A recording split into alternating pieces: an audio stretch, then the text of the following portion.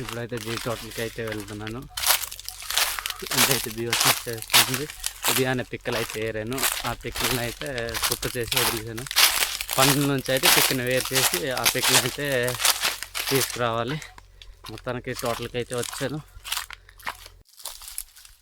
ఇప్పుడైతే ఒక పండు తెంపడం.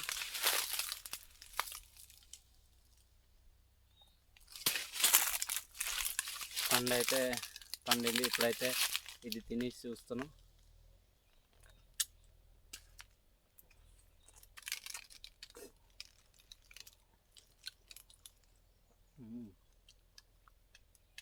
చాలా తీయగా ఉంది.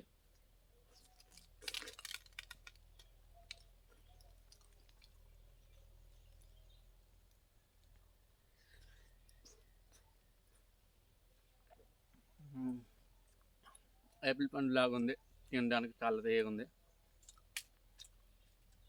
ఇప్పుడైతే పీకలు చిక్కడానికి అయితే వెళ్ళిపోదాం.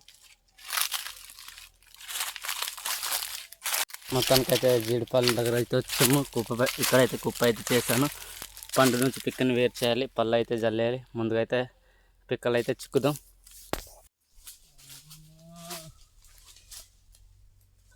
సరి పెట్టుకొని కూర్చోవాలి. కూర్చున్న తర్వాత నడుములు నొప్పులు పట్టేస్తాయి. అయిపోయేంత వరకు రాజం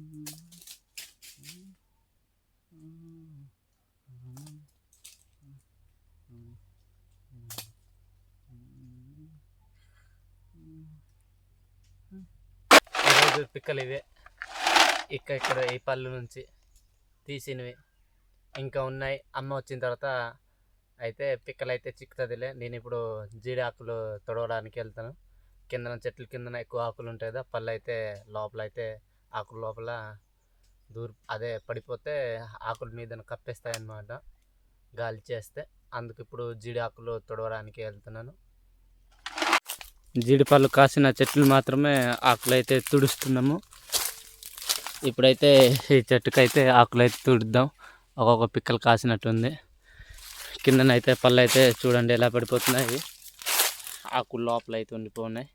ఇదైతే జీడాకులు లాగడానికి అయితే తయారు చేయించాము. మా ఊరు సైడ్ అయితే ప్రతి ఒక్కరి దగ్గర అయితే ఉంటుంది. ఈ గొట్టం దగ్గర అయితే చూడండి కర్ర అయితే కొట్టాము.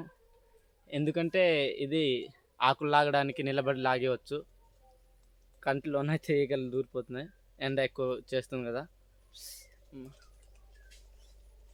ఇప్పుడైతే పని అయితే చేద్దాం. అదే మీకు అసలు లేనట్లయితే ఇలాంటివి అయితే చేసుకుంటే బెస్ట్. పెద్దగా అవసరం లేదు, నిలబడి పని చేసేవచ్చు. ఇక్కడైతే కొమ్మల కిందన ఉన్నాయి కాబట్టి కొంచెం ముంగోలి నిలబడి చేసేవచ్చు.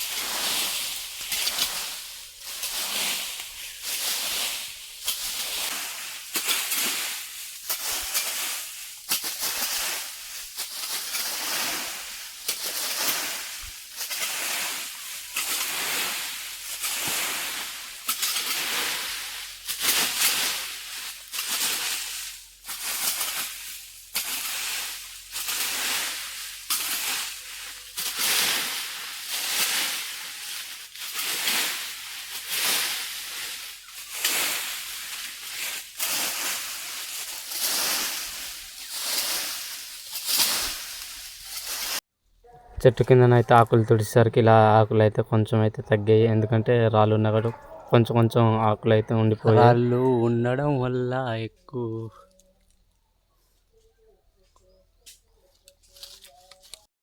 ఎక్కువగా ఎండ అయితే చేస్తుంది. అలాగే ఈ వీడియో చూసిన లైక్ చేయండి. మన ఛానల్ అయితే సబ్స్క్రైబ్ చేయడం అయితే మర్చిపోకండి. అలాగే వీడియోస్ ఎలా ఉందో కామెంట్ అయితే చేయండి. ఎక్కువ పని ఉండడం వల్ల వీడియో అయితే తీయలేకపోతున్నాను. Thank you for watching.